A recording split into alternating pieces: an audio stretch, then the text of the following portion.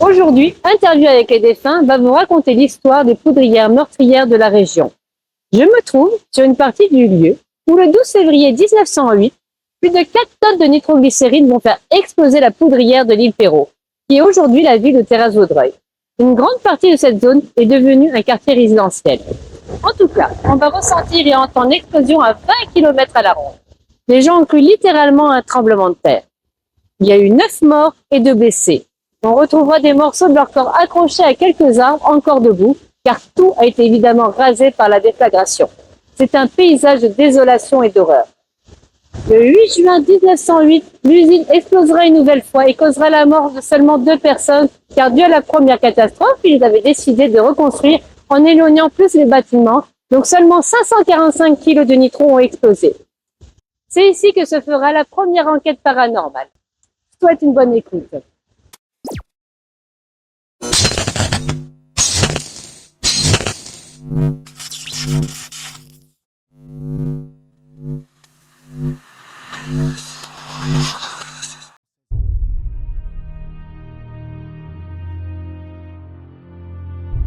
La poudrière numéro 9 de la Standard Explosive de l'île Perrot, maintenant Terrasse-Vaudreuil, explose vers 1h de l'après-midi. Le théâtre d'un désastre affreux.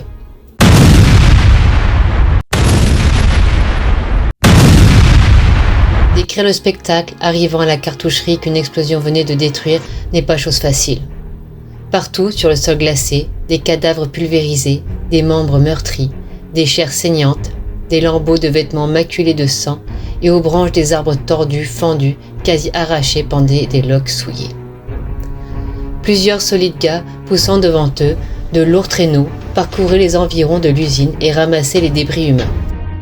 Tous ceux que la simple curiosité poussait vers l'île Perrot à cette heure inoubliable en sortaient bientôt le cœur gonflé, l'esprit hanté de visions sombres de foyers déserts, de veuves en larmes, d'orphelins sans soutien, de cercueils à jamais clos.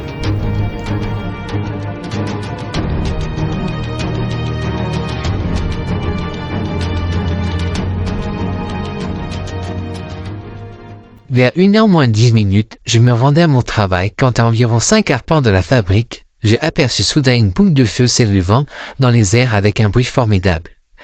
J'ai eu tout d'abord l'idée que c'en était fait de moi et je me jetai dans la neige, près d'un arbre que je saisis nerveusement. La poudrerie numéro 9 venait de sauter et à peine avais-je eu le temps de me remettre du choc nerveux qui était venu m'assaillir, une seconde détonation se produisit, ébranlant tout autour de moi. Je fus un des premiers à me rendre sur les lieux du sinistre et à constater que de mes compagnons de travail nul n'avaient survécu.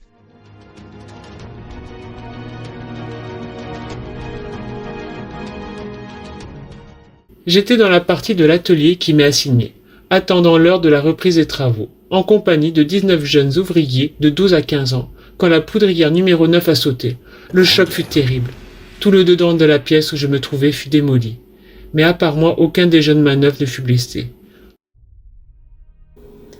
La principale opération du bâtiment consistait à mélanger la glycérine avec l'acide nitrique dans une grande cuve en fer, refroidie par des tuyaux d'air comprimé et des serpentins d'eau froide.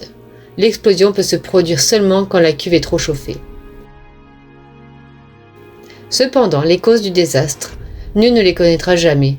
C'est ce qu'a d'ailleurs déclaré M. Alphonse Robillard, contremaître. Le 8 juin 1908, à 8h53 le samedi matin, le pavillon de la poudre noire explose. Personne ne s'attendait à ce qu'une nouvelle explosion survienne en aussi peu d'intervalle de temps. Le malheur ne sera pas aussi grand que la dernière fois. Il y aura 2 morts, M. Ségala et M. Robillard. Il sera reporté dans le journal La Patrie que M. Robillard est mort sur le coup, sans souffrance. C'est ici que le soufre, la salpêtre et le charbon étaient mélangés entre eux pour produire cette poudre noire explosive. D'après le témoignage de la femme de M. Ségala, son mari faisait de lugubres découvertes. Il trouvait dans la poudre des clous et des allumettes avec le soufre encore intact, et qu'il appréhendait le danger constamment. Est-ce que l'accident est dû à cela? On ne le saura jamais.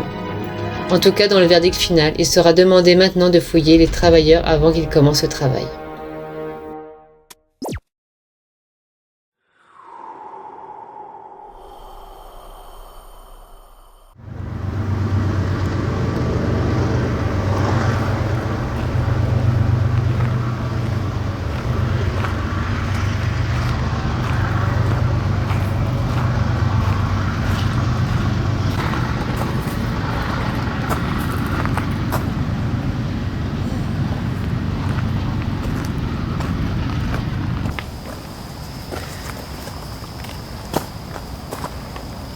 Hello.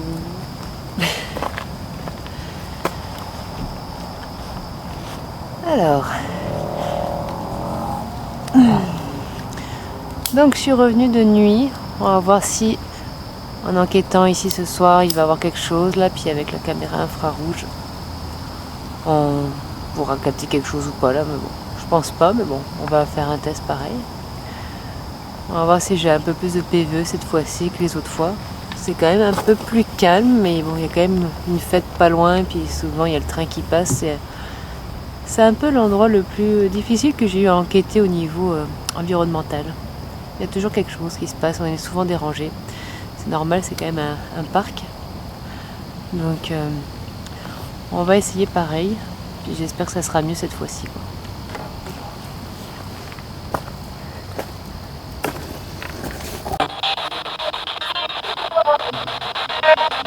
Mon but, c'est vraiment que les personnes aient le souvenir de ce qui s'est passé ici.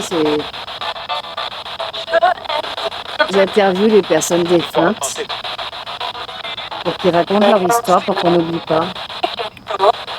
On a le témoignage des vivants, mais pas de ceux qui ont disparu.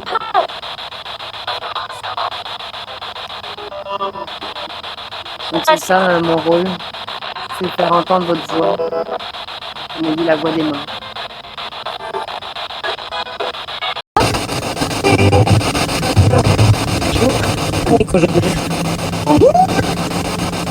Bonjour. On aimerait connaître la version des personnes qui étaient ici. Donc on est comme des journalistes. Ouais. Je suis Elio de Elios Exploration Paranormale. Je fais des interviews, je fais des documentaires.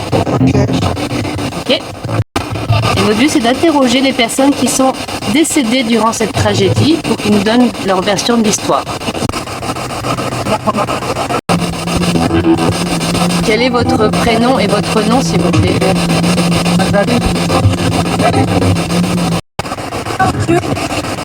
C'est quelle fonction du bâtiment?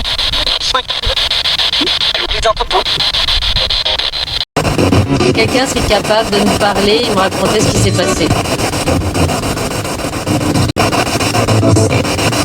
Savoir si c'était un accident ou c'est quelqu'un qui a fait ça volontairement, mais je pense pas, mais bon. Est-ce que ça a été un mauvais mélange? Ça a été trop chauffé dans le malaxage? J'aimerais qu'on se souvienne de vous.